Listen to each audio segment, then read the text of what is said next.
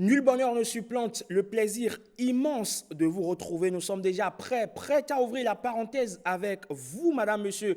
Bonjour, bienvenue sur la matinale qui promène ses rubriques indiscrètes dans votre quotidien. Ensemble avec mes chroniqueurs, nous allons répondre à vos aspirations. Nous ferons du fitness, de la démonstration sur les différentes façons pour nouer un foulard, sans oublier de parler découverte et surtout jargon sportif. Mais avant tout ceci, il nous faut consulter notre astrologue pour voir ce que nous réservent les astres. Et ce jeudi, notre astrologue visionnaire très atypique nous parle du signe éléphant, l'astrologie selon Pipi Obaro. Avec l'astrologue Dideba, avenir assuré. avec l'astrologue Dideba, Avenir assuré, assuré, assuré.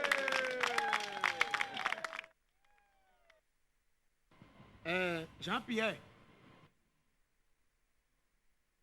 Ça va?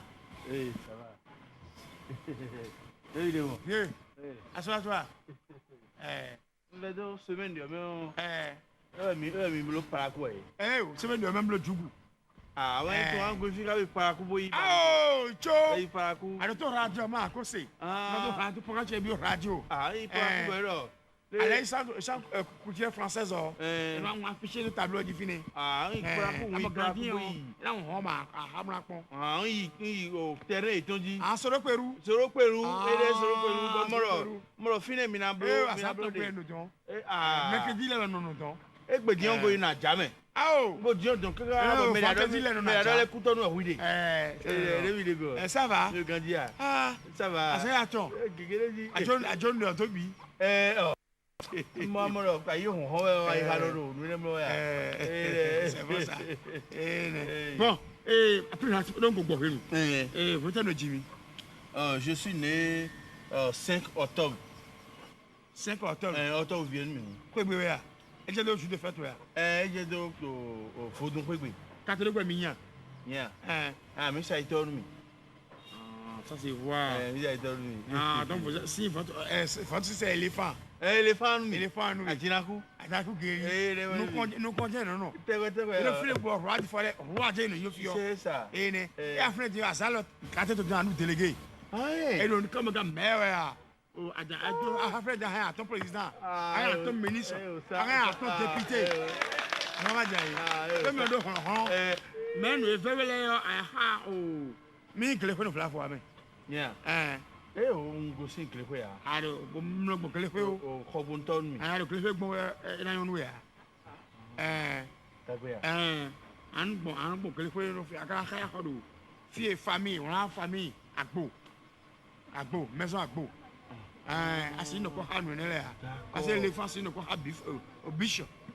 Ça se fait pas. On dit quoi? D'accord. Et les filles panthères qui a des beaucoup de panthères pour m'y en quoi. Et les chasseurs, Chasseur Péton. Un péton, bien péton. peut-être fait. À comment dire? Non, non, bah ho étant Et les feu, mieux pour m'y en quoi. Et les assise, fourmi pour répondre à quoi, mais c'est ne quoi. Mais ne quoi, n'a où est le qu'on est. C'est pas vrai, non, c'est un où. Les femmes, les gars, bah, ça n'est. Tu vois, si les fous, les bien, tu m'as dit, et donc oui, un écran d'aïe. Est-ce que quoi, nous avons des bois? Et là, il souhaite. Ah, oui, oh. Nte mi gado ni. Nous avons pas chasser, oh. Oui, mi ado mo gudo ni mi ren kwa no kwa nte. Pour moi, assise. Fún mi o. Assise, quoi, non, quoi. Et là, tu es mon tête, tu dis des boulots. Ntale, No no ha mi e fi dia. alors pour moi, Asi di o fún mi o. c'est fini. Agbakoye lo. Fún mi asi je won, asi se won. Oh, Jean-Pierre, oh, tu dis nous, Bi aton eji. Bo bi aton. We ka o han. Be poropo. Lo po lo. Fún mi we ni. Agosifi, edi, avie, Abájọ. avie. Oh monsieur l'astrologue. Abájọ bo. Zaman bo mi mra yin. Alama si ti apa ki pede ya. E ya mra isame o. E ya ma ko mo tu mo ko atan salon a o. Aka ko mo le wule ko. Et na woto agafi di un. Le seul conseil moi j'ai à te donner, Il faut la chasser. Oh, nous, nous, merci. Je te remercie beaucoup. Non. Et la tienne, oui. Donc, nous, on va me remettre dans l'eau. À moi.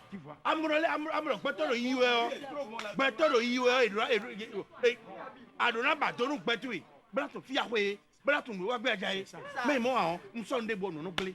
Nous sommes des bons, nous blés. Et nous sommes finis, nous sommes finis, nous sommes finis. Et donc, nous sommes bon, nous sommes bon, nous sommes dit, Avec qui dit, hein? Maintenant, mais masse famille, oh, bien si, oh, ça tout le monde. merci. Asia. Merci. Maman, Et fidèle à nos ballons, sinon. c'est mon boulot. C'est mon boulot. C'est mon boulot. Ah bah, il peut pas me et on sait pas en tité. J'avais un bloc à se faire. Nia. Un bloc à se faire. Et nous, Allez, on te met. à moi. Pas tout, on va y peut pas me on met le rôle à con. Nous avons timé pour me dire bon. Mais nous voyons. Nous voyons le carbone de la boutique. Nous attendons là. Bah, toi, nous avons le fier. Mais on a deux couteaux noués. Assez. Tu veux y aller là? Il est bon. L'astrologue là, il est bon. Il est bon. Il est mystérieux.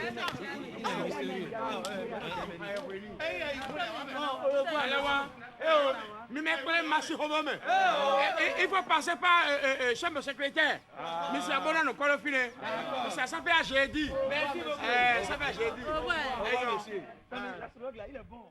Voilà, en attendant donc de retrouver prochainement notre astrologue visionnaire, bien évidemment, si vous êtes du signe éléphant, vous connaissez désormais votre totem, c'est de vous mettre tout simplement ensemble avec le signe fourmi.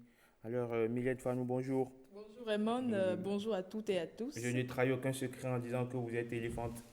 Oui, vous êtes du signe éléphant. Oui. N'est-ce pas? Parce que vous êtes selon l'astrologie de Pipiwa Baro, oui. Donc, vous savez désormais qui vous a interdit de vous mettre en couple avec ça, je le Fourmi, sais, oui. n'est-ce Je pas? vais en tenir compte. N'est-ce pas? Alors, la tendance aujourd'hui à s'inscrire dans les salles de fitness s'intègre progressivement dans le quotidien des Béninois, malgré cet intérêt grandissant pour ces centres de remise à niveau physique. Bien évidemment, l'univers du fitness reste pour beaucoup un secteur flou à explorer avec Madame Santé ce matin. Madame Santé, c'est vous, bien évidemment.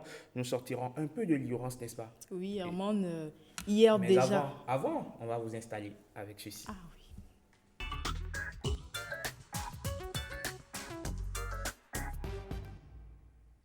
Madame Santé, à vous la parole. Hier déjà, on en parlait sur ce plateau. Nous avons emprunté au fitness quelques exercices pour être d'aplomb le matin au réveil. Aujourd'hui, nous avons rendez-vous avec le fitness dans toute sa splendeur, car il faut le reconnaître, c'est un univers encore plein de mystères pour beaucoup de Béninois.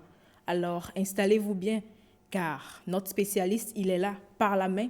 Il va nous tenir pour une randonnée dans le monde du fitness. Coach Jude Togbi, bonjour. Bonjour, Madame Emilia. Merci d'être encore là ce matin. Merci. Déjà, revisitons brièvement le terme fitness. Le fitness, qu'est-ce que c'est, coach? Le fitness, en général, englobe plusieurs activités et la plupart des temps, les gens ne font pas la différence entre le fitness et les activités sportives de compétition. Donc, laissez-moi vous expliquer ce matin que le fitness englobe, par exemple, le gym, du step, de l'aérobic, de la rumba. Ça, c'est de différentes disciplines du fitness.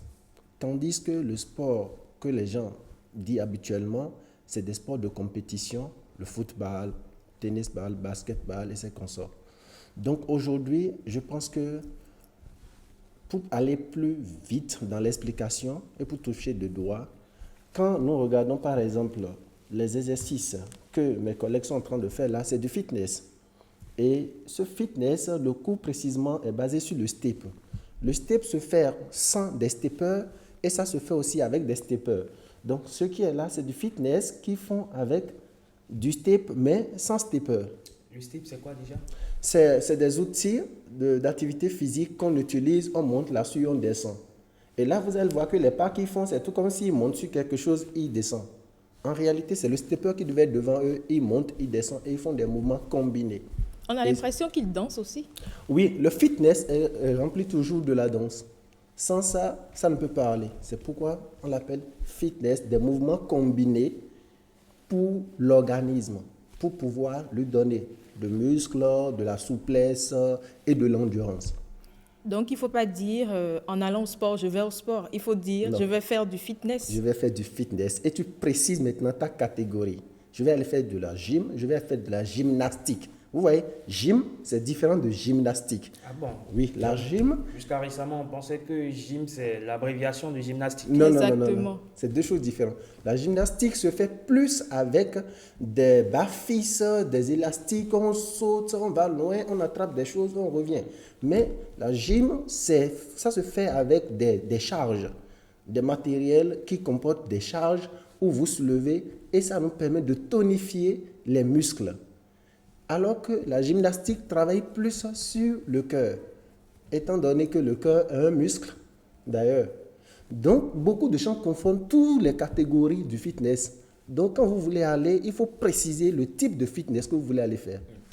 Oui. Vous avez dit que la gym nous aide à muscler certaines parties Oui, de la notre gym corps. On peut dire que c'est de la musculation. Ça, c'est de la musculation. C'est ça qu'on appelle gym. Ah, d'accord. Oui. Donc, je peux ne pas dire je vais faire de la muscu, je vais simplement faire de la gym. De la gym, oui. D'accord. Dites-nous, est-ce qu'il y a une manière propre pour démarrer et finir une activité de fitness? Bien sûr.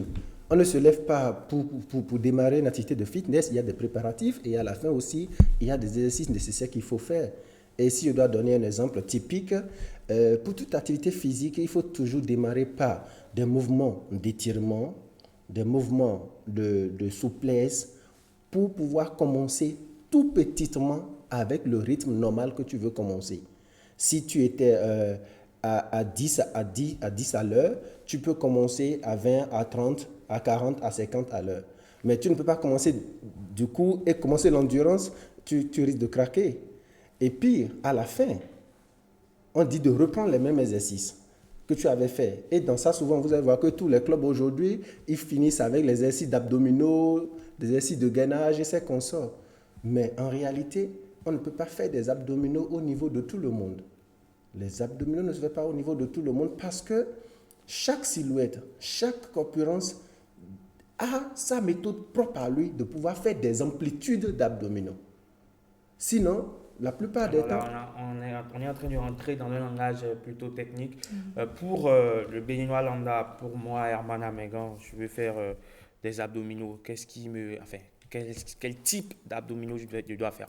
Déjà, c'est le coach surveillant qui est là, qui doit vous voir avec votre souplesse. Qu'est-ce qu'il vous faut? Et d'abord, avec votre corpulence, il faut plus travailler le dos que l'abdomen. Pourquoi? Parce qu'avec votre silhouette, il ne vous est pas conseillé de faire des exercices d'abdominaux au départ. Il faut travailler plus les muscles lombaires d'abord avant de revenir sur les abdominaux plus tard. Sinon, si vous faites les abdominaux aujourd'hui, dans 10 ans, vous aurez des douleurs lombaires. Et vous ne saurez jamais. Et ça, les douleurs lombaires sont liées souvent à quoi?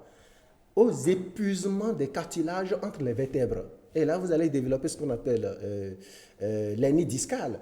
Et banalement, vous allez traîner ça pendant des années. Vous voyez? Donc, par exemple, à votre niveau, vous ne pouvez pas démarrer par les exercices d'abdominaux directement. Seul le coach qui est avec vous, qui vous maîtrise, peut savoir à quel niveau vous pouvez faire des amplitudes données et il vous arrête à tel niveau. Vous voyez, il y a des mouvements, ils soulèvent la tête et les jambes, automatiquement, ils viennent et ils retournent. C'est des exercices qui sont très dangereux. Ça ne se fait pas au niveau de tout le monde.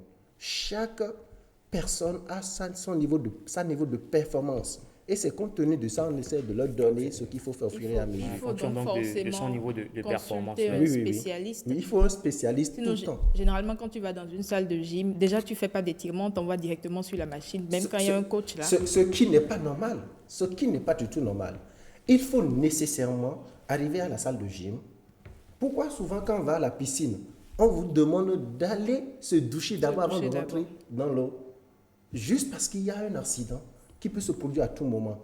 Donc la première des choses, tu dois aller marcher, tu dois conduire le vélo, tu dois peut-être faire du tapis roulant, mais à une vitesse très faible. Et ce n'est qu'après ça que le cœur, même toi-même, tu vois que le cœur te demande. Et c'est le coach qui te dit, bon, non, faites 10 minutes ici et faites 5 minutes ici. Et c'est comme ça qu'on commence par progresser. Et d'abord, quand on commence et vous êtes un débutant, on ne peut pas vous imposer un rythme d'un ancien. Mais c'est ce qui se passe généralement.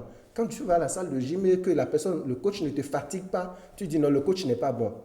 Alors que c'est dangereux. Parce qu'on paye Dans pour, notre tête, on doit être pour être fatigué. épuisé, Et surtout exactement. quand tu payes la salle à 2000 francs, tu dis que je dois récupérer les 10 Oui, c'est clair, francs de clair. matériel, c'est impossible. C'est que si je rentre, c'est qu'on doit avoir, je dois avoir l'impression qu'on a mis des briques de Non, 15 sur mon dos. non, c'est faux, c'est faux. C'est des erreurs qu'aujourd'hui, nous essayons de corriger sur le terrain pour éviter, parce qu'après tout, c'est notre santé qui est en danger. Si le matin je décide d'aller courir, est-ce que je dois forcément m'étirer avant d'y aller ou je peux directement le faire? Marchez avant, marchez, et de préférence, faites quelques mouvements d'étirement. Quand on parle d'étirement, c'est quelque chose de 2-3 minutes. Hein. C'est pour préparer tes articulations, en fait, à aller dans l'élan et revenir. Et quand tu reviens encore, pour éviter ce qu'on appelle la raideur, il faut reprendre encore ces mêmes exercices. C'est indispensable au début et à la fin. Alors, comment procéder si un incident survient au cours de la séance, une foulure par exemple au poignet ou au genou? Vous, en tant que coach, qu'est-ce que vous recommandez? Mais vous savez, moi aujourd'hui, dans ma position de coach, j'ai su passer cette étape-là. J'ai développé d'autres connaissances en médecine orientale et qu'aujourd'hui, vous n'êtes pas sans savoir que la plupart des temps, on a ces chocs-là à tout moment. Tu peux être en train de faire de petits foulées tout de suite et avoir un crack aux chevilles. Et qu'est-ce que nous avons essayé de développer? Quand cela se passe, la plupart des temps, ça bloque ce que tu es parti faire. Mais désormais, cela ne va plus se répéter. Quand nous prenons par exemple notre cheville gauche et que tu sens que tu as ces petits bobos-là, à l'instant où tu as ça, tu prends tout de suite un objet pointu, tu prends ta main gauche, tu prends ton auriculaire, ton petit doigt et tu touches ta première articulation. La première articulation représente ta cheville sur ta main. Donc, quand tu la touches, la partie douloureuse, tu stimules ça à plusieurs reprises, instantanément, les douleurs passent et tu continues encore. C'est ce qui est bien aujourd'hui dans l'assistance de nous, les coachs, qui, étant coach il y a des années, qui ont développé aujourd'hui ces connaissances. Donc, devant nous, la plupart de nos élèves n'ont plus ces petits bobos. Ce n'est même pas au cours de l'activité. Il peut vouloir commencer et avoir des petites douleurs au genou, des petites douleurs quelque part. On ne peut pas laisser la personne dans cet état et démarrer les activités avec lui. Est-ce qu'il faut forcément avoir un objet pointu si on a peur de tout ce qui est Non, pointu? pas pointu en tant que tel. Le stylo qui est dans vos mains là peut C'est le pointu. gérer. D'accord. Ce n'est pas un objet blessant. Mais comment se fait-il que Neymar ait toujours une rupture au 5e métatarsien sans qu'on ait jamais pu trouver cette solution beaucoup plus simple? Bon, vous savez, aujourd'hui, la science évolue. N'est-ce pas? Donc, celui qui a l'information a le pouvoir. Donc, il faut juste chercher l'information pour pouvoir avoir le pouvoir. Merci beaucoup, donc, coach. Merci, Mylène, de nous avoir éclairé. Enfin, oui, éclairé, on va dire comme ça, sur le fitness, parce qu'il y a des spécificités qui incombent donc à cette branche-là du sport que nous venons de découvrir avec vous ce matin, coach Jude Toby. Merci d'être passé sur le plateau de la parenthèse. Votre parenthèse à vous se referme là tout de suite et maintenant. Mylène, tu sais que c'est bien joli hein, de parler de tendance, de mode. Encore faut-il comprendre comment les porter, n'est-ce pas? Alors, c'est Rebecca Kendiaoundé qui va nous aider justement à parler de mode sur ce plateau. Rebecca Kendiaoundé, c'est juste dans la rubrique beauté, bien-être.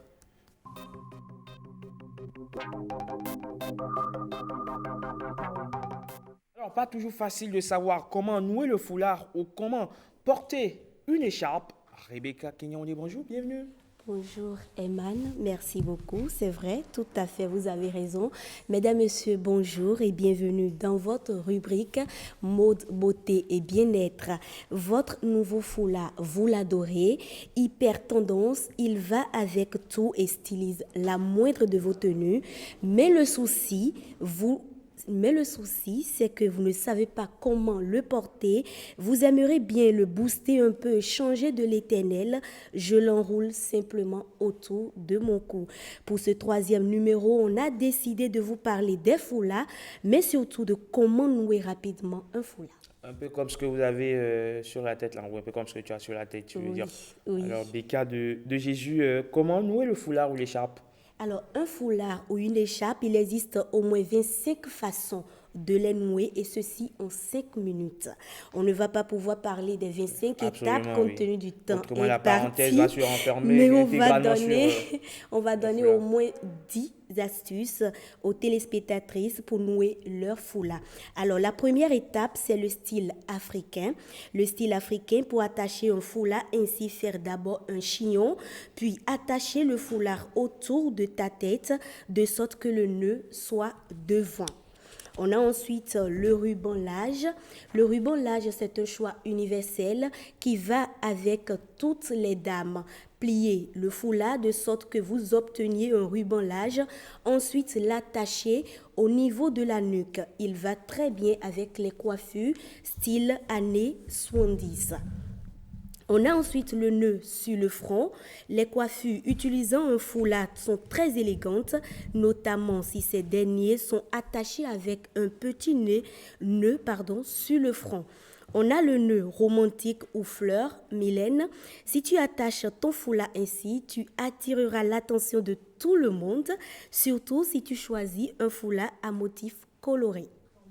Et oui, on a le nœud traditionnel. La façon traditionnelle d'attacher un foulard sera toujours à la mode. Si c'est un grand foulard, attachez-le librement au cou. Si le foulard est petit, attachez-le dans le style des années 70. On a en numéro 6 le foulard style pirate.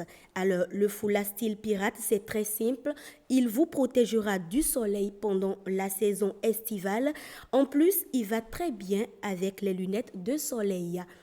On a le foulard style années 70, très facile à faire aussi. Mettez-le sur la tête, croisez les bouts sous votre menton et mettez-les en arrière. Le résultat, un nœud simple. Eman. Voilà donc 5 façons, ou 6. 7. Oui. Voilà, on a ensuite le turban en numéro 8.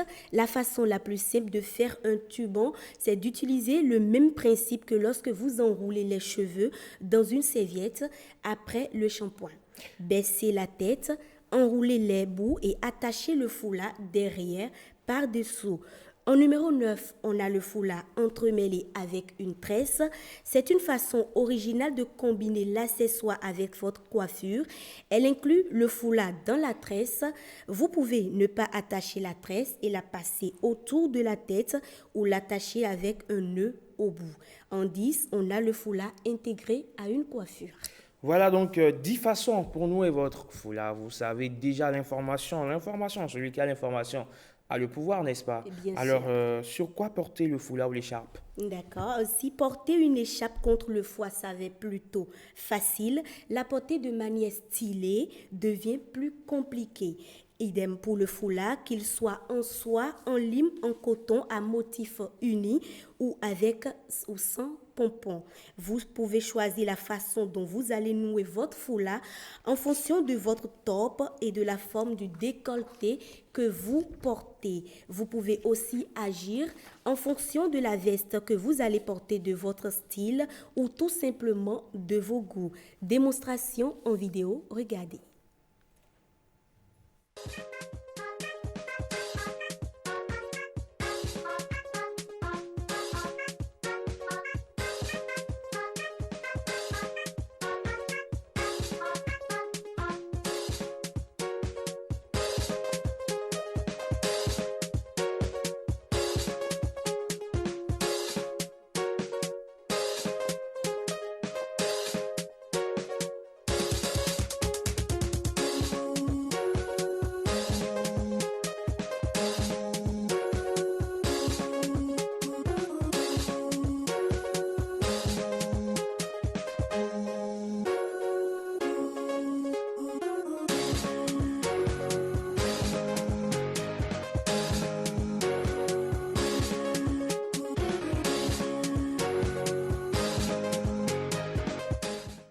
Owe me back like you owe your tax. Owe me back like you owe your your tax. Owe me back like you owe your tax. Owe me back like you owe your tax. Owe me back like you owe your tax. Owe me back like you owe your tax. Owe me back like you owe your tax. Owe me back like you owe your tax. Owe me back like you owe your tax. Owe me back like you owe your tax. Owe me back like you owe your tax. Owe me back like you owe your tax.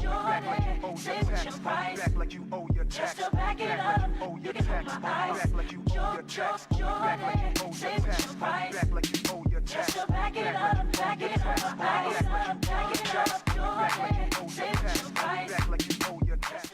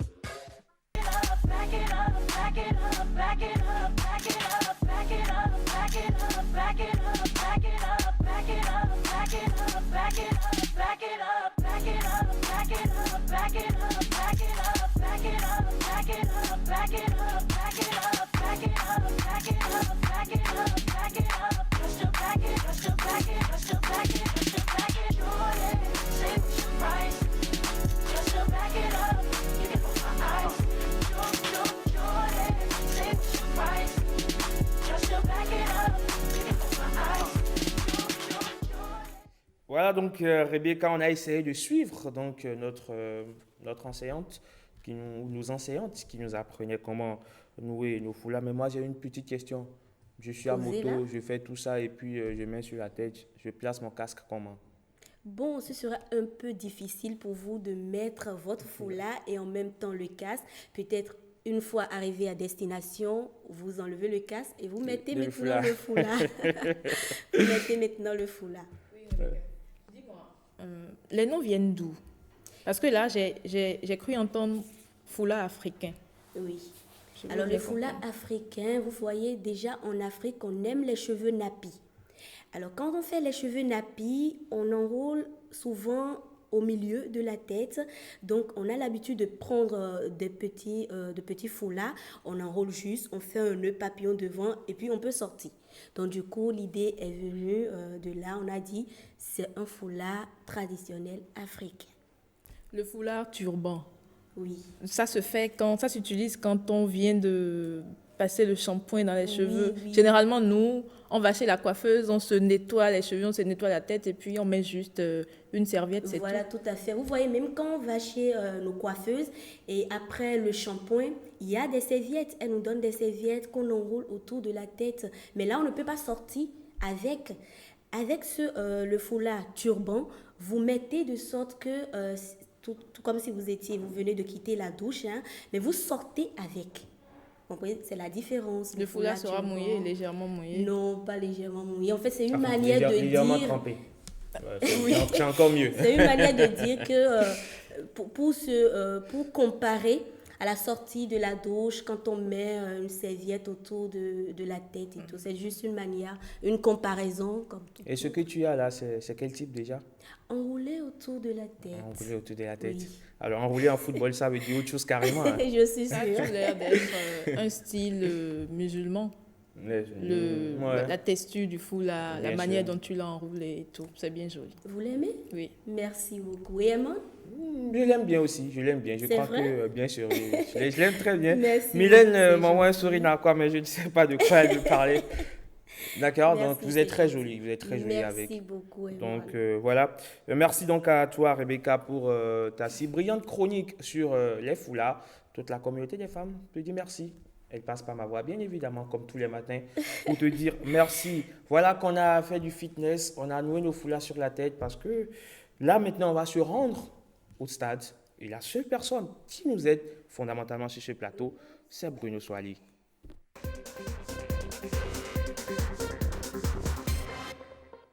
Lexique Sport, c'est avec Bruno Swali tous les matins dans la parenthèse. Oui, Lexique Sport, c'est pour vous élucider toutes ces terminologies-là qu'on utilise dans le domaine du sport, dans tous les sports en général, sans qu'on ne connaisse forcément les contours, sans qu'on arrive à cerner, on va dire, les origines de ces terminologies-là. Et donc, c'est Bruno Swali qui nous aide à les élucider. Ce matin, Bruno, bonjour, bienvenue d'abord sur ce plateau. Bonjour Eman, bonjour Rebecca, bonjour Mylène et bonjour à tous les téléspectateurs. Voilà, ce matin, on parle du plaquage en rugby. Oui, on parle du plaquage en rugby parce que c'est un sport assez spectaculaire également, tout comme le basket et bien d'autres sports. Donc, j'ai choisi de parler du plaquage aujourd'hui, qui est un geste ou une action défensive au rugby parce que vous savez, le rugby, avant tout, c'est un sport collectif, mais aussi un sport de contact. Hein. On voit tous comment ça se passe souvent. Un des sports les plus violents. Voilà, donc dans le rugby, il y a cette expression, ce mot qu'on appelle le plaquage, qui est une action qui consiste pour un défenseur d'empêcher non seulement à un attaquant de pouvoir avancer vers leur ligne de but pour pouvoir marquer un essai, mais aussi le mettre au sol, pas seulement l'empêcher, mais carrément le mettre au sol. Donc, c'est l'un des sports où quand même mettre au sol son adversaire est permis. Vous le faites au foot, on va siffler une faute ou un coup franc, mais au rugby, c'est bien permis. Donc, vous avez, avec l'évolution de ce sport qu'on appelle le rugby, les plaquages sont devenus de plus en plus spectaculaires parce que ça a évolué dans le temps. Et les rugbymen ont sorti, on va dire, différentes manières de mettre au sol leur adversaire. Soit on vous attrape à la hanche, soit carrément, on vous tient, on vous ceinture pour vous mettre au sol et il y a un attroupement avant que le jeu ne continue, etc. Mais l'essentiel, c'est de mettre à terre son adversaire pour se rassurer qu'il n'évolue plus. Donc, il y a fondamentalement 4 sortes de plaquage. Il y a le plaquage au sol, il y a le plaquage haut, il y a le plaquage soleil qui est le plus dangereux parce que là, vous tourbillonnez carrément en l'air et à la chute, vous pourrez retomber sur la tête, ce qui pourrait endommager vos vertèbres cervicales. Il y a, pour finir, donc, le plaquage à retardement. Le plaquage à retardement est puni généralement et sanctionné par l'arbitre parce que c'est un plaquage après que la balle ovale a été livrée à un coéquipier. Si vous venez plaquer au moment où le rugbyman n'a plus la balle en main, c'est que c'est une faute. Sauf si l'arbitre estime que au moment de le plaquer, vous n'aviez pas une mauvaise intention, encore que l'intention était quand même là. On va suivre cet élément rapidement qui va mieux nous élucider le terme plaquage au rugby.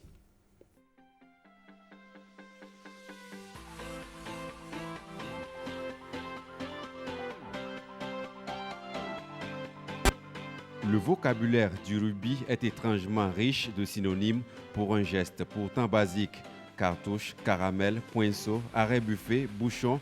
Le plaquage fascine et se décline en une dizaine de nuances, en centaines d'explications et selon une échelle de gravité.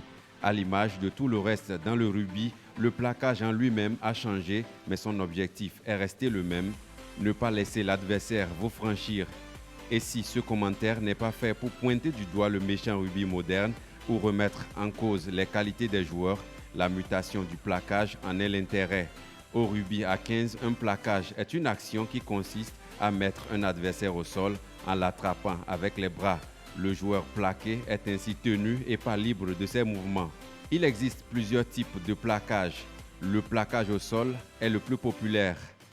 Le plaquage en cathédrale est un plaquage dangereux consistant à faire décoller l'adversaire de sorte que ses jambes fassent un arc de cercle de plus de 90 degrés, puis le laisser tomber par terre sur la tête, ce qui peut endommager les vertèbres cervicales. Le plaquage soleil, un autre type de plaquage dangereux où le plaqueur fait passer les pieds de l'adversaire plaqué par-dessus la tête, augmentant les risques lors de sa chute. C'est un plaquage répréhensible et sanctionné d'une pénalité, voire d'un carton jaune ou rouge selon la sévérité de l'action. Le plaquage haut, quant à lui, est un plaquage exécuté en saisissant l'adversaire au-dessus des épaules. C'est un geste qui peut être considéré par l'arbitre comme un jeu dangereux est sanctionné également d'une pénalité, voire d'un carton jaune ou rouge. Le plaquage à retardement, lui, est une action exécutée sur un joueur alors qu'il n'est plus en possession du ballon et qui peut être considéré comme un jeu dangereux. Ce type de plaquage est également sanctionné. Toutefois, le plaquage à retardement est considéré comme régulier si l'arbitre estime qu'il a été réalisé sans intention de nuire. Un plaquage peut avoir lieu partout sur l'aire de jeu. Les actions des rugbymen impliqués dans le plaquage doivent assurer une lutte équitable et permettre au ballon d'être immédiatement disponible pour la suite de la rencontre.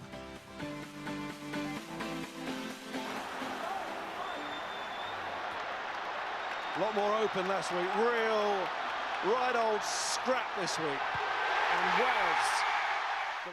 Voilà donc l'essentiel à retenir du mot plaquage. Mais maintenant qu'on connaît désormais, on va dire, le sens du mot plaquage, Bruno, vous allez nous aider à savoir les différentes sortes de plaquage qui existent. Oui, les différentes sortes de plaquage, le sujet l'a déjà dit, le plaquage au sol, le plaquage vol, le plaquage soleil, voilà, et le plaquage à retardement. Donc, comme dans tout sport, toute action, il y a des règles au niveau du plaquage également. Il y a les conditions dans lesquelles vous pouvez faire un plaquage à l'adversaire. Il y a aussi les conditions dans lesquelles vous ne devrez pas le faire, sinon vous serez sanctionné. Une fois encore, on va sur cet élément qui va venir nous renseigner mieux sur les règles du plaquage dans sa pratique dans le rugby.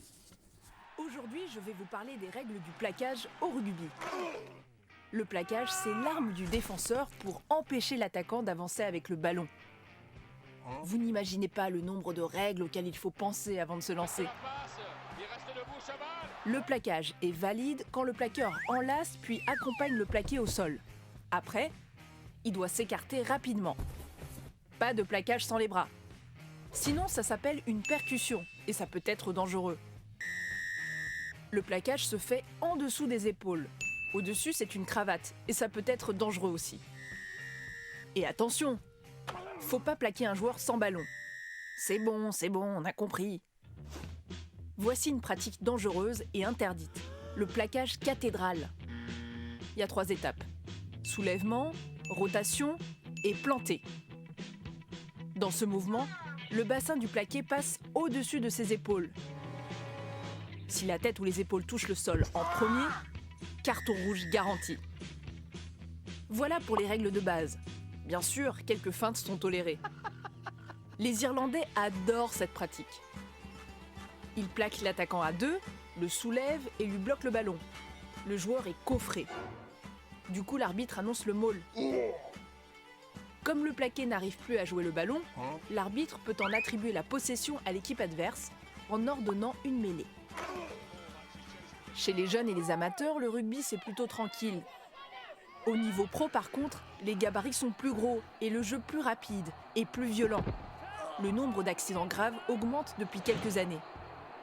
Ils sont une 50aine d'internationaux à avoir arrêté leur carrière à cause de plusieurs commotions cérébrales. Chez nous, la Fédération française de rugby et la Ligue nationale de rugby envisagent l'interdiction du plaquage à 2 et l'abaissement du niveau de plaquage à la taille. Au 19e siècle, c'était carrément Fight Club. On pouvait donner des coups de pied à la tête ou encore frapper un joueur au sol. Preuve que le rugby a toujours su évoluer. Mylène, oui, c'est déjà le retour sur le plateau. Et c'est vrai que vous étiez en train de me dire que vous allez me plaquer à la fin, mais bon, c'est pas grave. Je crois que Bruno est là pour me sauver de vos griffes. N'est-ce pas, Bruno Soali? On va essayer parce que là, vous avez vu donc la description du plaquage et vous avez surtout vu à la fin comment cela se passait au 19e siècle. Donc, carrément, vous pouviez recevoir un coup de pied sur la tête. C'était ce que le rugby était. Heureusement que les choses ont évolué aujourd'hui. Donc, le plaquage ne s'effectue pas au-dessus des épaules. Donc, si vous plaquez quelqu'un par le cou, par exemple, on appelle ça une cravate. C'est sanctionné. Donc, tout plaquage doit se faire à partir des épaules et allant jusqu'en bas. Donc, vous pouvez plaquer quelqu'un à la ceinture, donc à la hanche, par le ventre, par la poitrine, mais pas au-dessus des épaules parce que ça devient dangereux. Vous imaginez quand vous serrez le cou de quelqu'un pour l'amener, c'est pratiquement... Vous allez l'étrangler peut-être, on ne sait jamais. risqué aussi. Oui, ce bon, sport-là? c'est un sport qui est conçu comme ça, donc les rugbymen sont avertis, s'entraînent pour, et ils ont aussi, je dirais, le gabarit pour, parce que ce n'est pas des gens qui sont souvent, comme moi, imaginez, moi, si un rugbyman doit me plaquer, bon, on ne sait pas trop, on ne sait pas trop on ne sait pas trop ou bien si Ariane doit me faire un plaquage, vous imaginez, je ne sais pas, donc... En tout cas, c'est mieux de t'avoir. Mais au moins, je peux plaquer Rebecca. Au moins, je peux plaquer Rebecca. Oh là là. En tout cas, là. L'apparence peut être trompeuse. Donc, Herman. Ah oui, hein? Ah oui. Bon, on va gagner le match à la fin. Donc, Herman, mais c'est aussi ce genre de geste, ça fait la beauté du rugby aujourd'hui. C'est vrai que les femmes n'aiment pas trop être le sport violent. C'est bien ça, Rebecca? Oui. Moi, je trouve que c'est risqué un peu quand même. D'accord.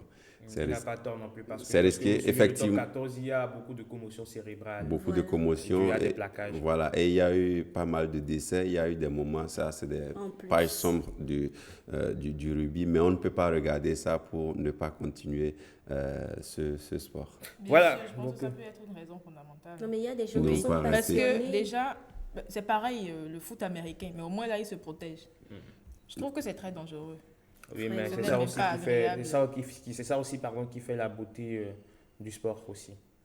Parce Est-ce que vous que aimez, n'importe vous, quel sport va avec C'est risqué. risques. Ouais. Lorsque vous voyez le saut à la perche, le perchiste qui s'appuie sur sa perche qui va à une extension mais inimaginable, et si jamais il retombait pas sur la mousse et qu'il retombait par terre. C'est compliqué. Voilà, Tout sport a ses risques. Donc, tout simplement, on va le dire comme ça. Bruno, merci. Merci d'être passé sur... ou du moins, merci d'être venu nous parler du plaquage au rugby. Et je vois juste devant vous, là, vous avez votre tablette. C'est ça, justement. Oui, une tablette, hein. Une évolution de la technologie. Bien évidemment. Donc, le téléphone en grand format. En grand format. Mais on ne va pas parler du téléphone en grand format, ou peut-être on va parler du téléphone à partir de ses origines. C'est dans la rubrique Découverte, c'est avec Ariane Da Silva.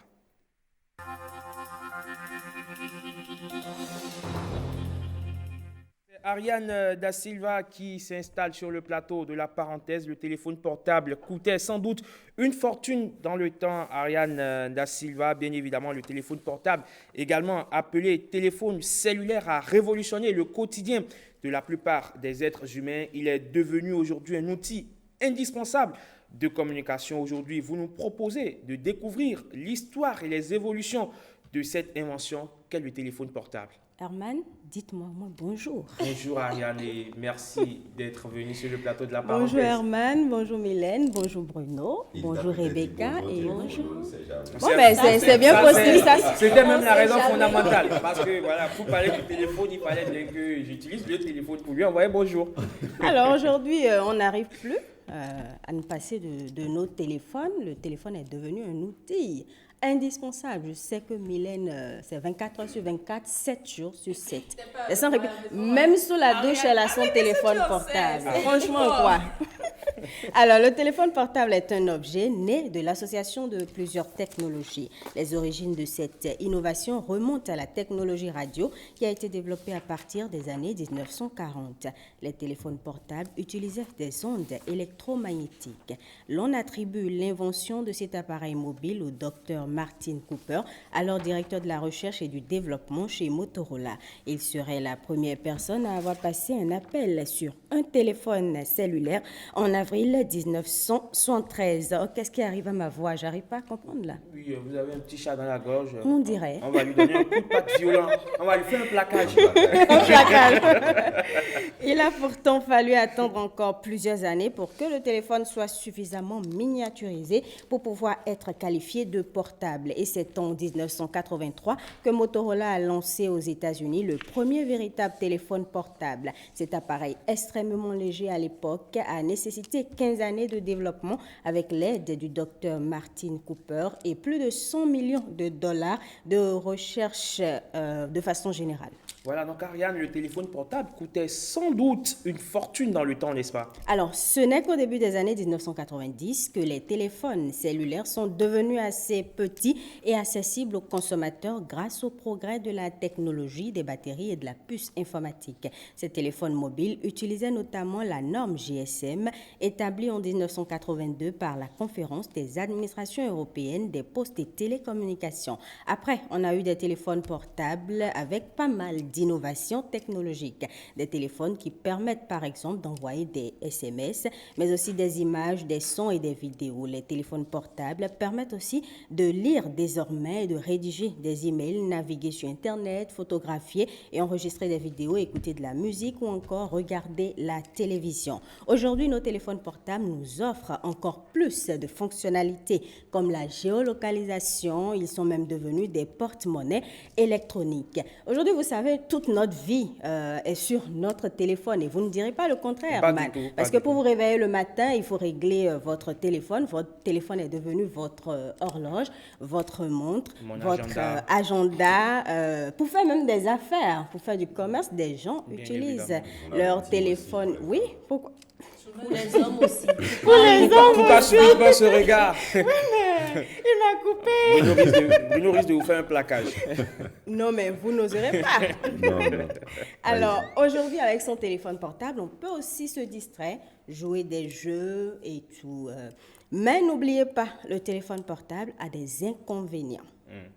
Ben oui, il n'y a pas que des avantages pour le téléphone portable. Le téléphone portable nous rapproche, certes, mais nous éloigne en même temps. La destruction sociale, des liens, des relations. Nous rapproche de celui qui est loin de nous, voilà. Mais éloigne de nous celui qui est proche de nous. Voilà, c'est un peu ça. Vous imaginez, on est là autour d'une table, tout le monde est scotché à son téléphone, alors qu'on peut déposer le téléphone, échanger, parler, se dire les choses franchement. Mais on préfère être sur WhatsApp, Facebook et autres. Mais bon, on ne peut pas s'en passer. Aujourd'hui, c'est la technologie qui évolue, on fait avec.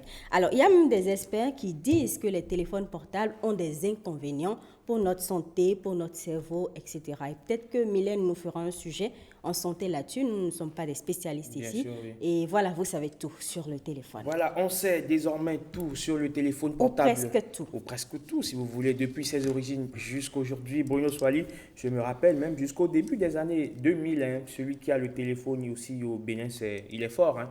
Et c'était quoi le téléphone dans le temps? C'est un Alcatel. Pour mettre ça à la charge, on mettait ça debout dans un chargeur qui était pour le moins un peu loufoque quand même. Oui, vous avez tout dit. C'était la grosseur des téléphones. Tout a été il y a même un réseau de téléphonie mobile qui a eu à faire une publicité autour où on tirait le téléphone, mais voilà, comme un colis, quoi. Voilà, c'était pour vous dire combien le téléphone était véritablement de cette époque-là, mais heureusement aujourd'hui tout est devenu petit. On ne va pas faire de publicité à une marque. Mais ce que vous avez devant vous là n'est pas petit. Bon, ça c'est une tablette, c'est une révolution. C'est une révolution, oui, mais au niveau du téléphone quand même, il y a eu cette évolution. Pareil pour les cartes SIM aussi. Avant les cartes SIM, on les utilisait entièrement, mais aujourd'hui elles sont découpées parce que les téléphones aussi réclament des puces, on va dire, découpées. Donc voilà, ça fait du bien et surtout du point de vue technologique, pas seulement dans la forme, mais dans le fond, le téléphone a énormément évolué. Avant, un téléphone, ça servait à lancer un appel, décrocher un appel, envoyer un SMS, regarder l'heure tout au plus. Donc voilà, après aujourd'hui on fait beaucoup de choses, on peut se faire une vidéo, envoyer, faire WhatsApp. Aujourd'hui Rebecca peut même installer son application Bible. Application Bible. Donc on peut lire la Bible. Quand on est là supprimé. On peut faire plein de choses avec le téléphone, mais c'est Ariane qui a soulevé un point important, c'est aussi le côté négatif du téléphone et vous l'avez dit, ça rapproche ceux qui sont éloignés et ça éloigne ceux qui sont physiquement ensemble. Donc vous voyez même en couple des gens qui, le mari est dans le canapé, la femme aussi dans son coin, chacun dans son téléphone. On ne se parle pas, c'est un peu dommage. Vous imaginez, parfois même tu vas dans des restaurants et tu vois un couple qui est assis, qui lance la commande et chacun est dans son portable, dans son téléphone portable. On ne communique même pas. N'est-ce pas? Voyez, Alors Mylène, une journée sans téléphone, c'est possible? Une journée sans téléphone, oui. Si, mais attends, ça dépend. Si je décide par exemple de faire une méditation, de me retrouver un peu seule avec moi-même, je peux éteindre le portable pendant toute une journée en espérant que la journée finisse très vite. Mais tout de même, je peux le faire. C'est le plus important. Le tout dépend du but fixé. C'est difficile Mais de c'est pas si se simple, c'est départir de son psychologique. téléphone. C'est pas La si preuve, c'est simple. que presque J'ai tous fait on bouge l'expérience avec récemment et je peux vous dire que ça n'a pas été facile. Voilà, parce que presque tous on bouge avec les chargeurs de téléphone. Oui, Pourquoi? mais Parce non, qu'on moi, n'est même je- pas prêt à le laisser Moi, s'éteindre. je ne quoi. me suis pas déplacée avec mon chargeur. Je ne me déplace presque jamais avec Mais mon tu chargeur. pourrais en passer dans la maison, c'est sûr.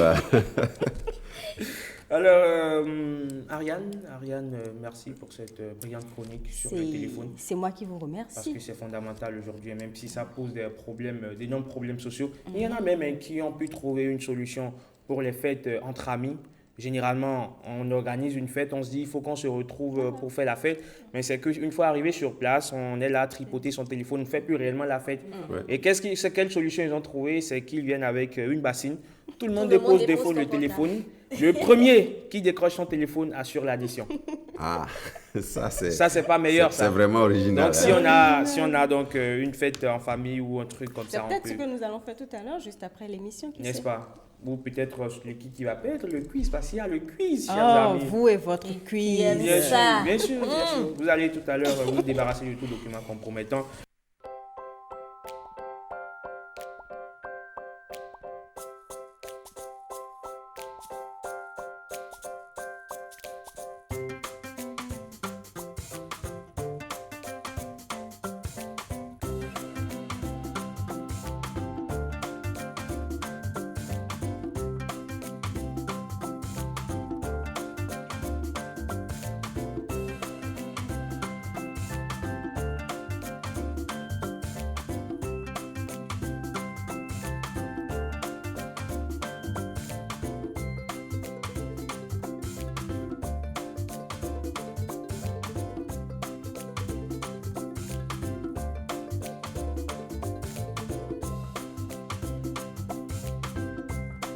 Le téléphone, on en parlait tout à l'heure dans la rubrique découverte et on va continuer par en parler dans la rubrique Le Talk. Vous savez, actuellement, on est en vacances. Les apprenants sont en vacances. Ariane da Silva, vos frères sans doute sont en vacances, n'est-ce pas?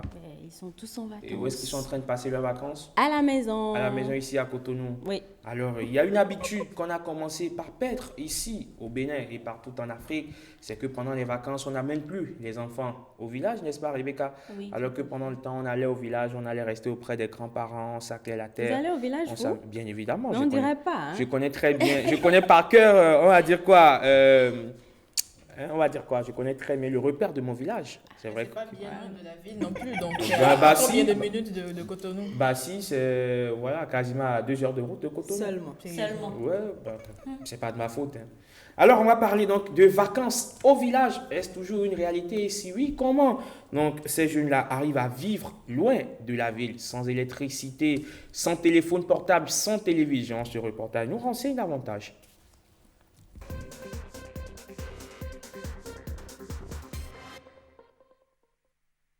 Un réveil à coups de pilon pour égayer les matinées des vacances au village. Sur le feu, saute le riz du petit déjeuner. Dans cette maison, c'est tout le monde qui met la main à la pâte pour ressentir les caresses de la brume matinale. Des invités de marque à la table familiale.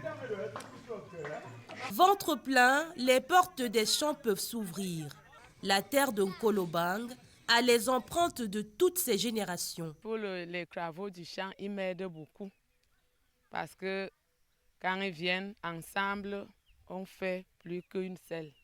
Porter la culture pour la transmettre à une autre génération dans la bonne humeur. Je suis content quand on raconte des histoires. Nous sommes ensemble, nous mangeons des arachides, nous mangeons du maïs. Ce qui n'y a pas ici, là, c'est qu'il n'y a pas l'électricité, il n'y a pas la télé, il n'y a pas mes games. Même s'il n'y a pas de jeux vidéo, le courant passe bien entre les amusements et certains. Après les champs, c'est la pelouse. La canne continue ici, non loin des salons de coiffure. Temps idéal pour bronzer. C'est les vacances, même les tenues prennent du bon temps en renforçant l'ombre de celles qui préparent le dîner. Vacances utiles. Les parents doivent faire beaucoup d'efforts pour que les enfants passent les vacances au village. il y a les coutumes, la chaleur familiale. Le temps passe et ne laisse pas de traces. Disneyland en Koloban, tout est dans la tête. Vacances au village, on en parle dans la rubrique Le Talk. Et Rebecca Kenyon, on dit vacances au village, ça vous dit quelque chose? Oui. La dernière fois que vous avez mis pied au village, c'est quand? En toute sincérité, c'est entre nous. Hein. C'est pas entre les téléspectateurs et nous, mais c'est entre nous sur le plateau. Soufflez-moi ça dans les oreilles. Mais ça ne fait même pas encore 2 mois. Honnêtement et sincèrement, ça ne fait pas encore 2 mois. D'accord. Donc, vacances au village, vous y passez le clair de votre temps au village pendant les vacances? Oui, mais ça, c'était pendant mon cursus scolaire.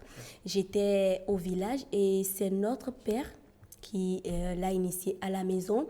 Chaque vacances, tout le monde, on passait au moins 2 mois au village, Sobodome, à Akiza. On passait 2 mois. C'était difficile, tellement difficile. D'abord, je n'aimais pas quitter maman.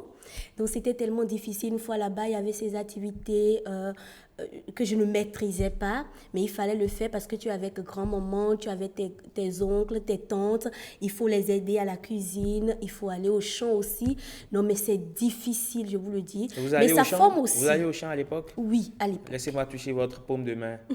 Et qu'est-ce que vous voulez vérifier? Ah, si vous allez vraiment au champ, ça ce soir. Mais ça fait un moment. Ça fait un moment déjà. Et je pense que ça forme beaucoup les enfants. Les parents devraient le faire. Alors, Ariane, vous êtes juste à côté de Rebecca. Est-ce que vous partagiez les mêmes habitudes qu'elle, c'est-à-dire pendant les vacances, vous allez au village, même si vous réclamez tambour battant que votre village, c'est quelque part au Brésil? Ben oui, c'est quelque part au Brésil. Et vous le savez.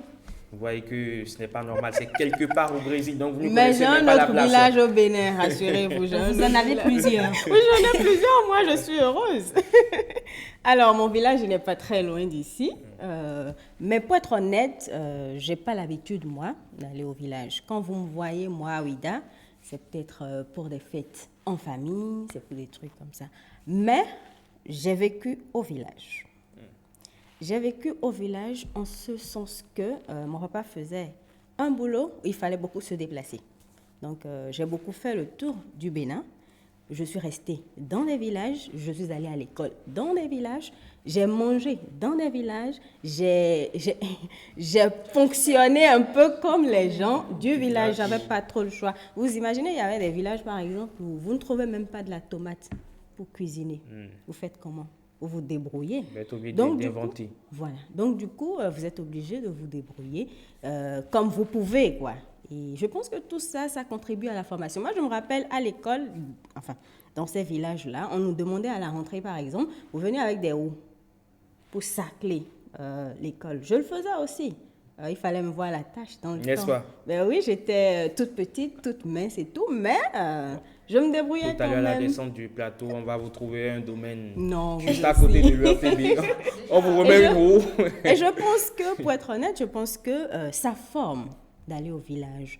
Ça forme de vivre ces expériences-là, de voir un peu comment est-ce que... Parce qu'aujourd'hui, nous, on est en ville, tout est beau, tout est rose, on a des téléphones, on a l'électricité, on a la télé, et puis, oui, voilà. Donc, du coup, quand on se retrouve là-bas, c'est un peu compliqué. Mais bon, quand on est de nature à s'adapter facilement aux choses, je pense que ça va, il n'y a pas de problème. Il y a une vacance au village, à l'époque, tu faisais comment? Tu n'y as jamais mis pied? J'y allais très souvent. C'est même possible. Si, j'allais très souvent au village parce que j'avais un oncle qui n'était pas au Bénin. Donc, quand il venait avec plein de cadeaux. Et lui, il aimait bien se retrouver seul au village parce qu'il est, comment dire, c'était un curé, c'était un prêtre. Donc, j'aimais bien aller au village avec lui. Le matin, on se réveillait, on priait, on mangeait ensemble avec la grand-mère, ainsi de suite. Et on allait même sacler. C'était très intéressant. Donc, et j'ai également fréquenté dans un village. J'ai fait des années dans un village. Donc, vous avez des notions de saclage à nous donner? Je sais bien sacler, très bien. Et je le disais tout à l'heure, même à Cotonou, dans les écoles publiques, on te demande de venir avec une roue et des balais. Donc, même déjà, les élèves ici qui sont dans une école publique. Je me rappelle, moi, quand j'étais au collège, dans notre collège, il y avait un peu d'herbe. Donc, si tu étais en retard ou tu n'as pas fait un exercice et qu'on devrait te punir, C'est qu'on te donnait un domaine, c'est pas une portion, on te donnait un domaine, quoi. Tu finis toi-même, c'est que tu es content, tu es d'accord, tu n'as plus besoin de faire du fitness. Mais tu feras quand même un plaquage. Je trouve que c'est intéressant, on mange bien, on vit bien, on respire bien, on grandit bien. Alors Bruno, tu m'as confié tout à l'heure, pendant que l'élément était en train de passer, qu'on a vu le jeu que faisaient ces enfants avec de petites capsules, tu disais que franchement, tu étais, on va dire quoi, un génie. Et que s'il y avait le mondial de ce jeu-là, c'est que tu serais déjà devenu champion du monde. Oui, Eman, écoutez, se rendre au village pendant les vacances, je trouve que c'est une bonne chose, même si personnellement, je n'aimais pas le faire parce que lorsque vous êtes habitué à un style de vie en ville et que vous rendez au village, vous retrouvez dans deux mondes carrément différents. Un monde éclairé avec télévision, jeux, toutes sortes de loisirs possibles, etc., où tout va vite, à un monde où pratiquement vous êtes sans téléphone, vous êtes, pas sans téléphone, peut-être avec le téléphone, mais sans réseau, vous êtes déconnecté, pas de télévision, petite anecdote, pas d'électricité, et parfois pour chercher le réseau, il faut grimper la petite colline d'à côté. Je ne coupe pas, justement, rapidement. Petite anecdote, j'avais un cousin qui devrait aller étudier dans le nord profond parce qu'il a fait l'agronomie. Donc, pour pouvoir faire ses recherches et tout, il devrait aller dans le nord. Et à un moment donné, c'est qu'il n'y avait pas le réseau. Il était obligé de monter sur un arbre perché avant de téléphoner. Et quand il nous appelait, il nous dit de faire vite parce que lui, il est sur l'arbre et que franchement, c'est vraiment pas rassurant. Donc, c'est un peu ça. Vous vous retrouvez dans deux mondes différents. Un monde où vous aviez tout, à un monde où maintenant, au réveil, il faut manger, se rendre au champ pour aller faire les travaux champêtres. Un monde où vous avez l'eau potable, à un monde où c'est l'eau de marigot que vous utilisez pour vous laver, parfois même pour boire aussi. Donc, c'est vraiment compliqué de passer d'un style de vie A à un style de vie B, même si c'est souvent pour un court temps. Voilà pourquoi, généralement, quand les enfants qui sont habitués à la vie, on va dire, en ville, arrivent au village, très souvent, ils commencent par déchanter les premiers jours déjà, ils veulent repartir, ils commencent par appeler les parents, je veux revenir, je m'ennuie ici, etc. Mais ce qui est important au village, lorsque vous allez au village, c'est que, je dirais, vous vous replongez dans votre culture, que forcément peut-être les parents à la maison, à cause du temps et du boulot, etc., n'ont pas le temps de vous inculquer. Ils vous éduquent, mais je parle de culture foncièrement. Lorsque vous allez au village, c'est automatique en fait. Au village, par exemple, vous vous réveillez le matin, si vous saluez un vieillard debout comme on salue en ville le papa. Bonjour papa, le vieillard vous dira non, tu dois faire la flexion du genou, il faut que tu fléchisses ici, on ne salue pas comme ça. Et donc, on vous inculque des valeurs. Donc, vous voyez peut-être une vieille dame qui transporte un colis. En ville, peut-être vous la regarderiez sans agir. Mais au village, on peut vous reprocher de courir. On peut vous demander de courir, prendre le colis, etc. Donc, il y a non seulement la culture, mais il y a aussi des valeurs morales qu'on vous inculque au village. Et c'est carrément automatique. Alors, Ariane Silva-Bruno a commencé par évoquer donc, les avantages d'aller faire une expérience au village. Dites-nous fondamentalement, vous, de votre passage dans plusieurs villages du Bénin, parce que vous avez quand même fréquenté ce milieu, quels sont les acquis que vous avez aujourd'hui et que vous devez justement à on va dire quoi, à ce parcours-là un peu partout dans des villages? Aujourd'hui, on n'a pas eu parade de grand-mère. De grand-mère, oui.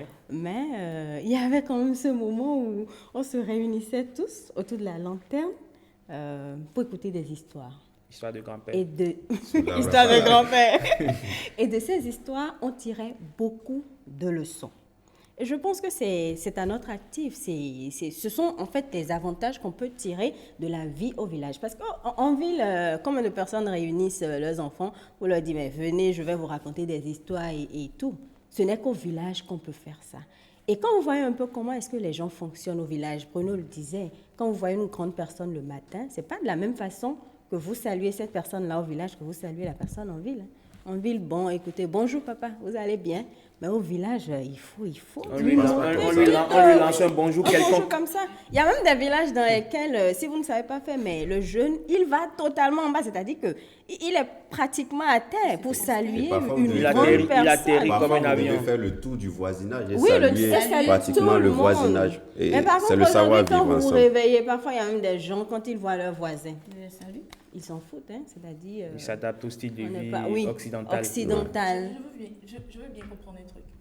Ça se passe toujours comme ça jusqu'à présent? Au village? Oui, au Évidemment. village. Oui, Est-ce que ça ne dépend pas du village? Non. Par exemple, quand tu vas à Ouida, dans une maison, je dirais pas civilisée, mais avec des gens qui vivent comme à Cotonou, tu n'auras pas besoin de t'abaisser avant de les saluer. Tu vis là comme si tu vivais à Cotonou. Non, justement, c'est ce que vous avez dit. Ça dépend surtout du village. En fait, c'est ce que j'allais dire. Aujourd'hui, on a un peu, je dirais, dénaturé la chose. Vous entendez les gens. Vous voyez, Mylène vient de dire quand vous allez à Ouida. Donc, Ouida, aujourd'hui, c'est devenu une ville. Mais vous verrez des gens qui vont vous dire, je suis de Ouida, je suis de Ouida. Mais ils sont d'un village peut-être qui est sous la tutelle administrativement de Ouida. Mais on englobe, on dit, je suis de Natitengu, je suis de Ouida, je suis de Porto-Novo. Mais c'est un village de Porto-Novo généralement. Il y a la ville. Voilà. Il y a maintenant les quartiers villages. de ville et les villages qui sont administrativement sous la tutelle de cette ville-là. Donc, si vous allez véritablement au village,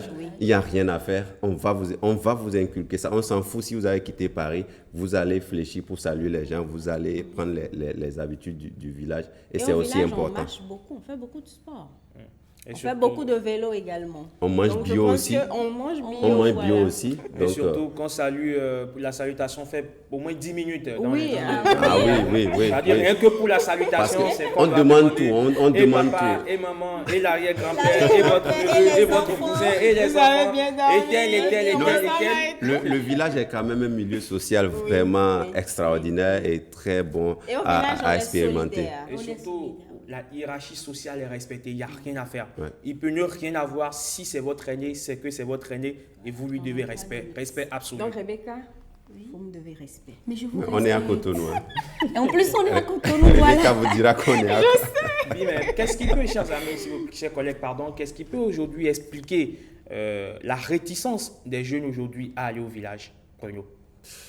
Déjà, il y a, comme je l'ai dit, le rythme de vie, le style de vie qui change. Lorsque vous êtes en ville, à Cotonou, vous mangez du shawarma, vous pouvez prendre des pizzas, vous pouvez prendre hamburger, Vous passez des plats de clair salade. de votre temps dans les fast-food Voilà. et vous cherchez même à en faire, répertorier les meilleurs pour Vous leur prenez distinction. du riz, vous prenez du riz, le riz gras, etc., bien préparé avec du petit pois, etc. Mais tout ça, c'est pas au village. Tu peux etc. prendre tout ça au village. Maïs doux, mais lorsque Oui, mais vous ça, allez au c'est quand village, tu viens en ville et que tu te ravitailles. Tu ne peux pas avoir tout ça forcément. lorsque vous allez au village, ça change carrément. C'est voilà, on vous fait un bon jus de moutarde, hein, rassurez-vous, avec du sel, du piment et parfois la viande du gibier. Donc, on vous dépose ça. Le goût n'est pas le même. Donc, il y a ces petits aspects-là. La pâte que vous faites de façon raffinée en ville, mais quand vous allez au village, on vous fait ça, c'est bien dur. Quand vous avalez,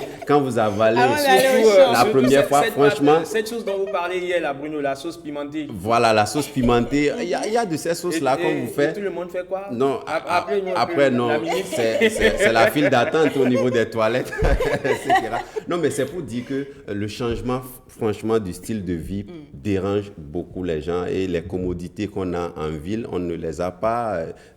Ariane le disait, vous avez votre moto en ville, au village, vous allez pédaler le vélo, vous irez au marché, au champ. Comment on appelle-t-on, à pied, et parfois le champ est à des kilomètres du village encore. Donc, tout ça, le tout mis ensemble, lorsque on vous donne la roue et tout le monde se moque de vous parce qu'on se rend compte que vous êtes vraiment dépaysé, etc.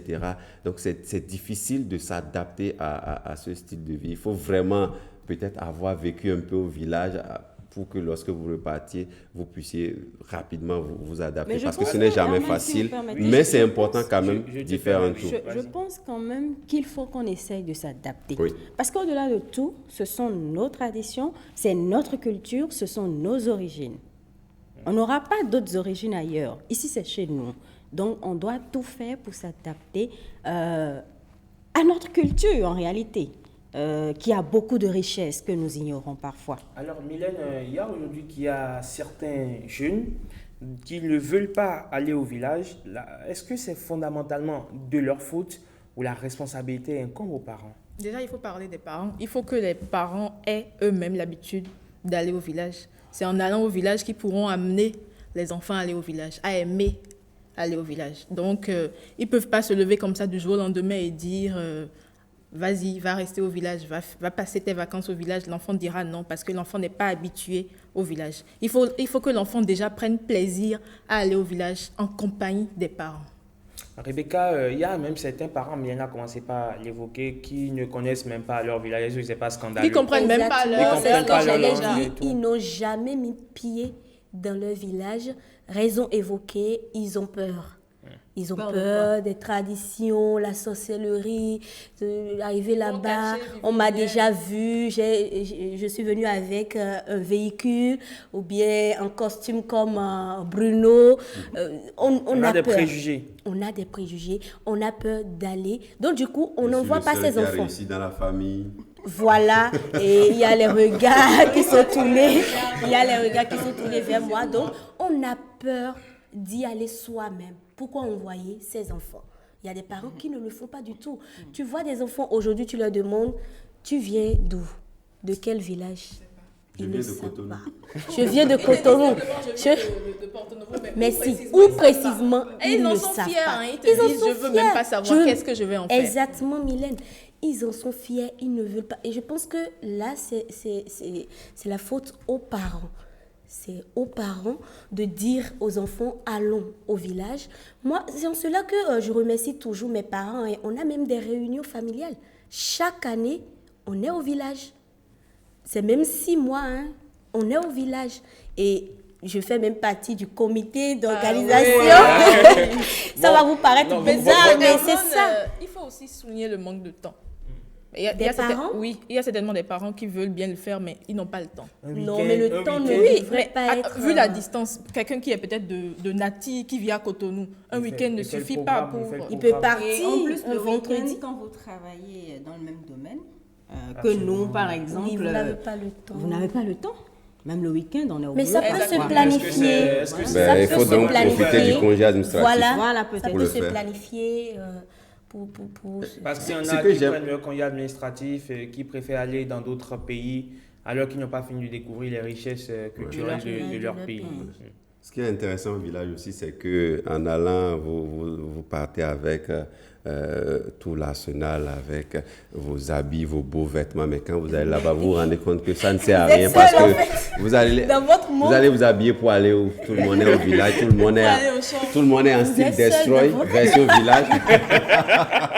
vous suivez bien mon regard, donc vous êtes obligé quelquefois de vous adapter à cela parce que bon, vous pouvez bien vous habiller, il n'y a pas un endroit où il faut aller, il n'y a pas le boulot, il y a les maquillages, etc. au village, bon, vous allez vous maquiller pour aller où, etc. Donc ça devient compliqué. C'est peut-être bien beau tout ce qu'on dit par exemple sur le village qui a gardé son caractère, on va dire un peu grégaire et tout le reste, mais c'est que aujourd'hui l'urbanisation galopante est également en train de gagner les villages. Et petit à petit, dans les villages, vous perdez certaines habitudes. Et si vous y allez avec votre mentalité citadine, vous atterrissez dans un village et vous pensez que les autres sont encore à une autre dimension, c'est que peut-être également vous vous trompez. Et donc, l'urbanisation a commencé également par gagner les villages. Et progressivement, le village a commencé par perdre, Mylène, son caractère, on va dire, un peu particulier. C'est ça, je le disais tantôt. Il y a des villages où quand tu y vas, on ne te demande pas de t'agenouiller pour saluer parce que déjà, nous, on vit comme si on était à Cotonou et ça fonctionne comme ça. On mange. Il y a même des fast-food dans les villages maintenant. On a des fast-food, dans certains villages, pas dans tous les villages. On a des téléphones Android, on a la télé. Électrogène. Non, on a même le courant. Non, il y a des villages où on a le courant. Oui. On a des téléphones Android, on a les chaînes Canal+. On vit comme si on était à Cotonou. Quand tu y vas, tu te rends compte que tu es dans un village. Tu te dis que tu es dans un village, mais tu te rends compte que en réalité, tu n'es que dans la ville. Enfin, tu as transposé la ville au village. Voilà donc, messieurs, madame, monsieur, on a fait le tour de la question. On va rester dans l'un des villages justement pour évoquer Repère 229. Repère 229, c'est cette rubrique-là de la parenthèse qui vous permet ou qui nous permet de découvrir bien évidemment un quartier, une ville, un village du Bénin. Donc, Repère 229, on s'installe avec ceci.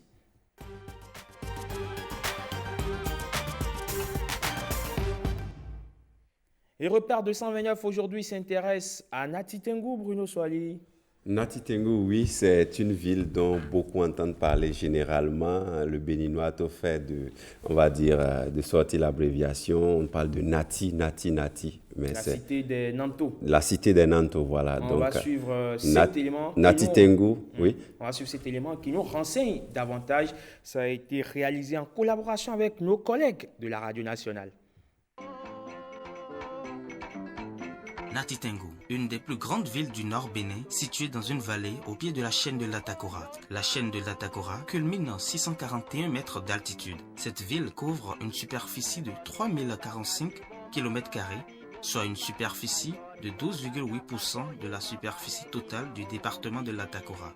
Elle est délimitée au nord par la ville de Tokontona, au sud-est par Kwandé, Koparogo, au sud-ouest et Bukumbe à l'ouest. Nati Tengu comporte 65 villages et quartiers de ville répartis dans 9 arrondissements. L'actuel maire de cette commune est Eric Pontikamou. Historiquement, l'appellation Nati Tengu vient de la déformation des missionnaires entrés dans cette localité. Ce nom provient de Nanto Tingu, le village de Nanto. Ce nom signifie l'écraseur. Néanmoins, 3 interprétations sont sujettes à ce nom. D'abord, Nati Tengu signifierait Nanto Tingu, qui veut dire la ville de l'écraseur, car Nati Tengu prend le surnom de cet homme célibataire, Osori, qui avait l'habitude d'écraser lui-même ses céréales pour sa propre cuisine. Ensuite, Nati Tengu signifierait la ville de la viande en raison de certaines personnes qui pensaient qu'il y avait assez de gibier dans la ville. Enfin, pour d'autres, le nom est Nanti Tingu. Ceux-ci font le lien avec la mythologie de la ville. Il paraît que tous les soirs, au coucher du soleil, l'on pouvait entendre les bruits de meules dans le village. Ces bruits seraient produits par les esprits qui y habitaient. Cette communauté est caractérisée par un relief accidenté composé surtout de la chaîne de l'Atakora, de plateaux et des collines dont les vallées qui se présentent souvent en pente forte. Son climat est de type soudanien et caractérisé par 2 saisons, une saison pluvieuse et une saison sèche. C'est une localité riche en potentialité touristique, naturelle et en richesse culturelle. La langue la plus parlée est le Wama. Les attractions touristiques sont multiples. Les chutes de Kota, le musée de Nati Tengu, les Tata Samba de Perma, Kwandata, Kwaba. En dépit de cela, certaines richesses sont peu valorisées. Il s'agit des différentes fêtes et cérémonies traditionnelles des différents villages de la commune, les marchés locaux, la boisson locale qu'est le tchukutu, les plats de la région et les minerais, le mausolée de Mama Yakosi, du feu président Maurice Kondete et celui de Mathieu Kérékou.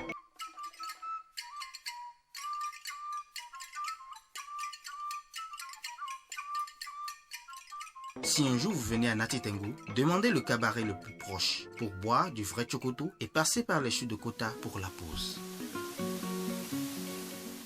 La cité des Nanto et des Tingu, c'est bien ça, hein, Bruno Soali? La cité des Nanto, simplement. Et l'autre version? C'est Nati Tengu. Bien sûr. Et maintenant la ville. Cité des Nanto. Voilà. Évidemment. Donc étymologiquement, la ville tire son nom de Nanto Tingu.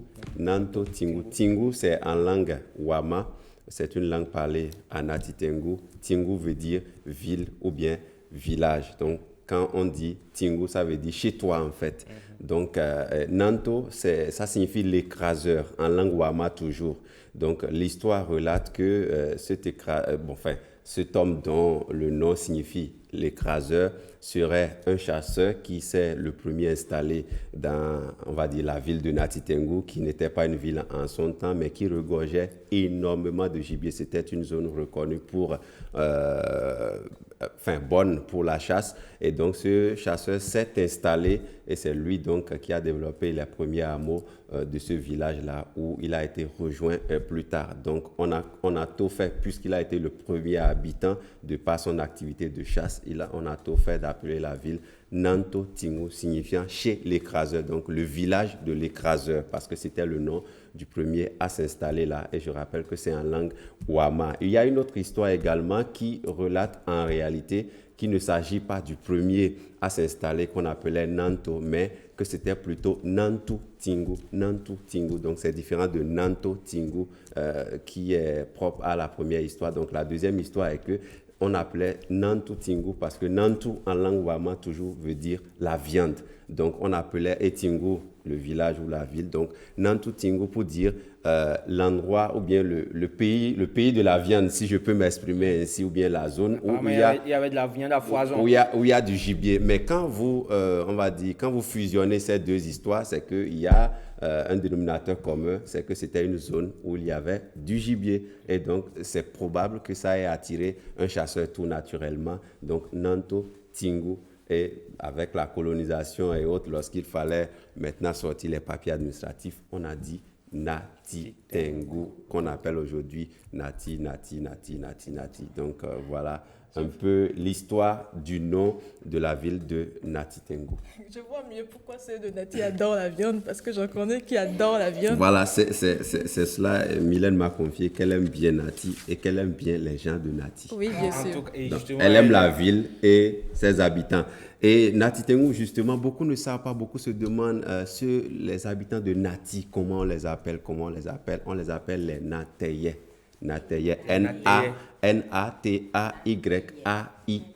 Natayais. Voilà. Donc, aujourd'hui, avec le développement, c'est devenu une commune pleine qui est dans le chef-lieu du département de l'Atakora, même lorsque l'Atakora couvrait jusqu'à Djougou, qui est aujourd'hui la Donga. Nati a toujours été le chef-lieu du département. C'était d'abord la province dans un passé où le découpage territorial n'était pas ce qu'il est devenu aujourd'hui. C'était la province. Et Nati, c'est l'une des villes les plus éloignées, je dirais, de Cotonou parce qu'il faut parcourir 540 km pour s'y rendre, soit environ 8 heures de route si vous êtes avec votre voiture personnelle. Mais si vous prenez les bus, vous pourrez aller à 9-10 heures de route. Voilà, donc Eman, c'est un peu cela sur la ville de Nati Tengu, 65 villages et quartiers de ville au total. Donc une belle ville que beaucoup aiment visiter du fait de ses attraits touristiques. La ville elle-même d'abord est entourée de montagnes et on passe souvent des chaînes de la Takora, tout ça. Donc quand vous allez, c'est ce qui vous accueille d'abord, ce sont les montagnes. C'est tellement beau à voir, surtout en saison pluvieuse où tout est verdoyant. Sincèrement, c'est très beau à voir. Vous savez de quoi vous parlez. Voilà, parce que c'est cette ville qui a vu vos premiers pas. Voilà, avec un relief accidenté aussi et qui est composé, comme je le disais, des chaînes de l'Atakora. 2 saisons marquent là-bas le climat. Il y a la saison sèche de 6 mois et la saison pluvieuse de 6 mois également. Donc, ce n'est pas comme au sud ici où il y a une petite saison sèche, une petite saison pluvieuse, une petite saison... une grande saison sèche, une grande saison pluvieuse, mais là-bas, c'est carrément divisé en deux. Une saison pluvieuse de 6 mois, une saison sèche de 6 mois. Et les 2 saisons, on va dire, ça se passe de façon extrême. Quand c'est la saison sèche, franchement, c'est vraiment la saison sèche à fond. Et quand c'est la saison pluvieuse, il pleut à fond. Et les plus hautes pluviométries sont enregistrées courant août-septembre. Et quand c'est l'harmattan à Nati Tengu? Quand c'est l'harmattan, c'est aussi l'harmattan à fond. Comme je le disais, donc beaucoup d'attraits touristiques.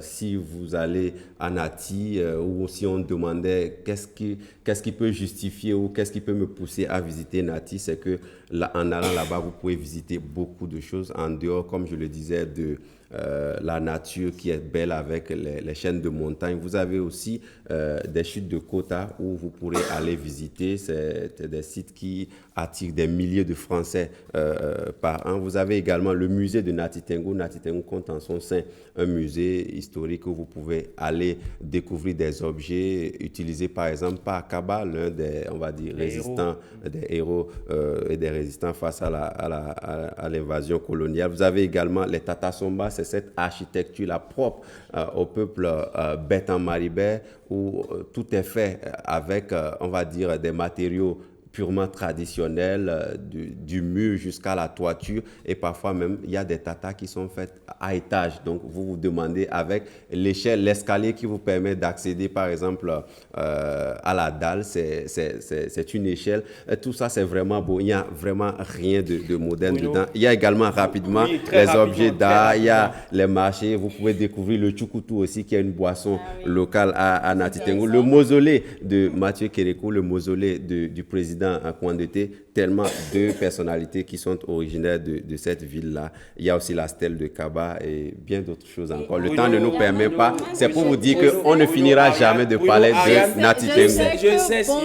laissez-moi finir, Oui, s'il allez-y. vous plaît. Je sais que bonjour en Wama, c'est Nayesu. Est-ce que vous avez jamais Voilà, entendu ça? Nayesu. Justement parce que vous êtes resté à Nati Tengu, donc Bruno, Soilier, madame, monsieur, toutes les nuages du monde n'empêchent pas les pleines lunes. Et chaque fois quand on évoque Nati, c'est votre enfance et votre adolescence qui se rallument, n'est-ce pas, mesdames, messieurs, madame, monsieur. Ouais, Voilà, c'est donc merci à vous, Bruno, pour cette brillante rubrique sur la ville de Nati Tengu. C'est bien évidemment un repère 229 qu'on va retrouver très prochainement donc sur la parenthèse. C'est à présent la rubrique que vous aimez tant, n'est-ce pas? Je déteste, moi. La rubrique que vous aimez tant, n'est-ce pas, Bruno? Je suis déjà concentré. On installe le quiz.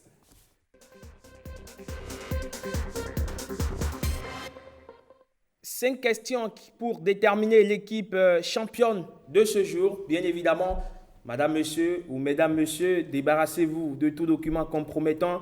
Installez-vous confortablement parce qu'on ira aujourd'hui à 100 à l'heure. Est-ce que vous êtes prêts? On est prêt. Vous êtes prêts? Prêt. On y va. À vos Macs, prêts ou à nos Macs, prêts? Partons. Partons. Première question. Qui suis-je? Vous allez dire, on va former les équipes. On conserve les deux équipes d'hier ou on fait un chamboulement? Les deux extrêmes? C'est comme vous Il y a la voulez. gauche et la droite. Il y a la gauche, il y a la droite. Donc, Voilà. équipe A, Et équipe il y a B. le centre. Ouais. Et je suis le centre, bien évidemment. Équipe A, équipe B, n'est-ce pas? Première question, qui suis-je? Né en 1964, à l'âge de 13 ans, j'arrive à Lyon, en France. Me rêvant mannequin, je débarque à Paris en 1987 sans le moindre sou. Et je suis par bonheur repéré dans la rue par une maison de photographie.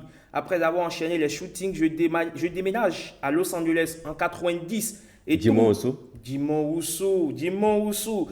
Pour finir, donc, l'indice pour nos téléspectateurs et pour vous aussi, je tourne dans quelques épisodes de séries télévisées devenues une coqueluche à Hollywood. Je joue dans plusieurs films. Plus récemment, en 2015, j'ai joué dans Fast and Furious 7 et Tarzan en 2016.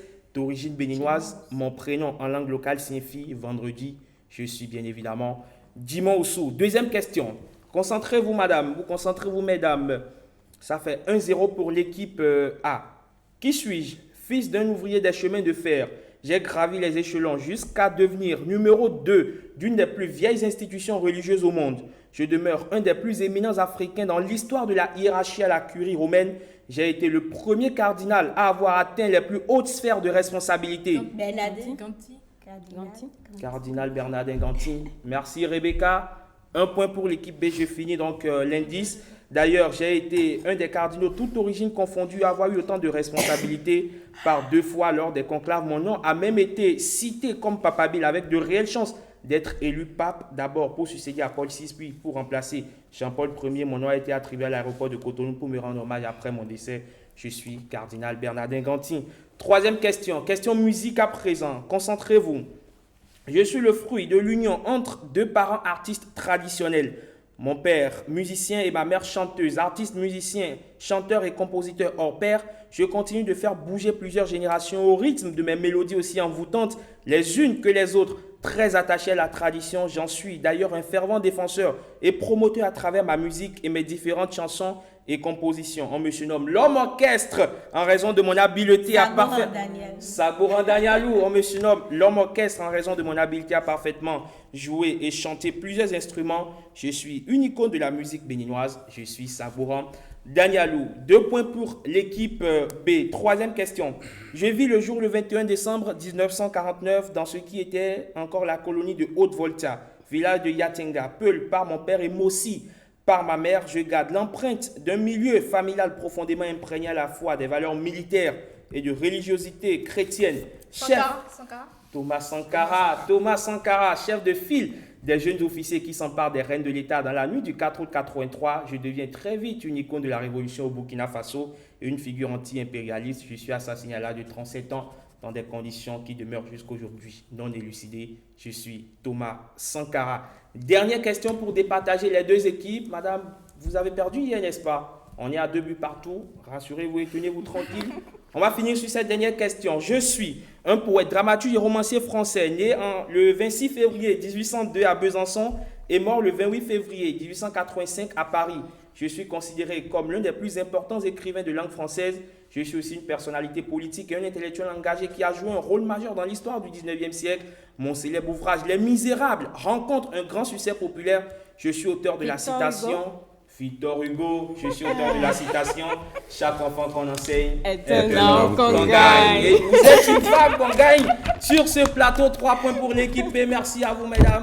Merci également à vous, Bruno. Félicitations pour la revanche. Et donc, du coup, ils prennent en charge oui, tout à l'heure. le petit déjeuner. Vous ne l'avez pas fait hier, hein, donc... Ben, j'espère que vous le ferez aujourd'hui. Merci à vous. D'accord.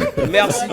Merci donc, c'est dans cette ambiance qu'on va mettre fin à ce nouveau numéro de votre émission La Parenthèse. Madame, Monsieur, c'est déjà fini donc pour ce numéro. Merci de l'avoir suivi. Je vous retrouve avec toute l'équipe demain quand il sonnera très exactement 7 heures parce que justement sans vous, nous n'existons pas.